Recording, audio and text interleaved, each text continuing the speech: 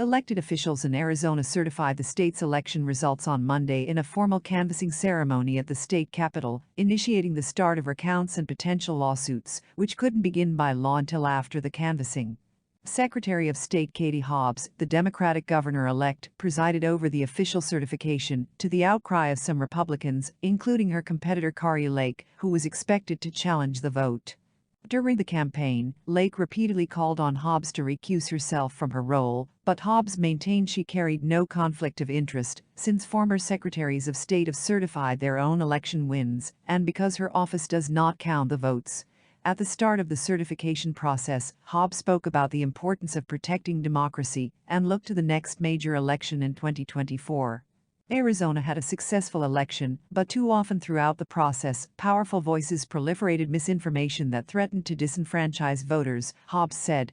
Democracy prevailed, but it's not out of the woods.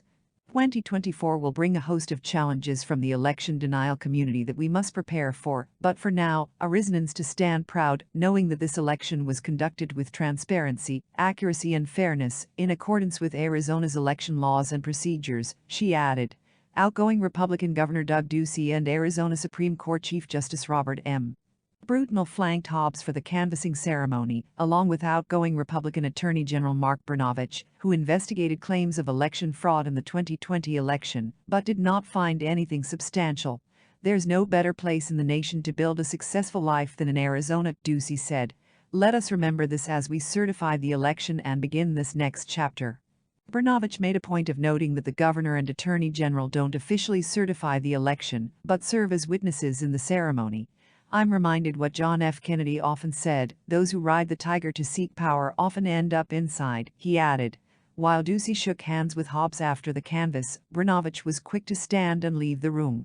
Monday's certification triggers automatic recounts in 3 qualifying races, including the Attorney General race, where Democrat Chris Mays leads by just 511 votes, and opens a 5-day window in which legal challenges to the vote can be filed in court.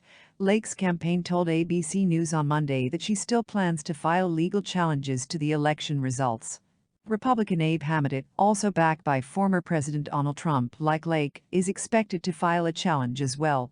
For weeks, Lake has repeated grievances on social media with Maricopa County's printer issues on Election Day, calling on officials to resign and retweeting requests for a new election. Maricopa officials have maintained that voters in the state's largest county were not disenfranchised because other options were presented on Election Day, and have cited a record number of late early ballots dropped off on Election Day as the reason why it took several days to count votes. Lake faced legal blowback of her own just last week when a federal judge issued sanctions against an attorney who represented her and Republican Mark Fincham in a lawsuit, inaccurately claiming electronic voting machines weren't secure or accurate. U.S. District Court Judge John Tucci would not condone litigants furthering false narratives that baselessly undermine public trust as a time of increasing disinformation about and distrust in the democratic process. Hobbs' office did not allow in-person attendance for Monday's canvass.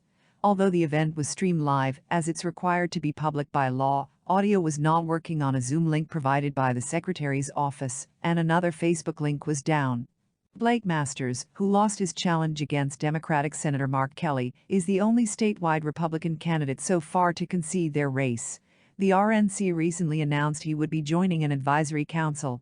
Masters has called on Republicans to adapt early voting expansions in the wake of midterm losses.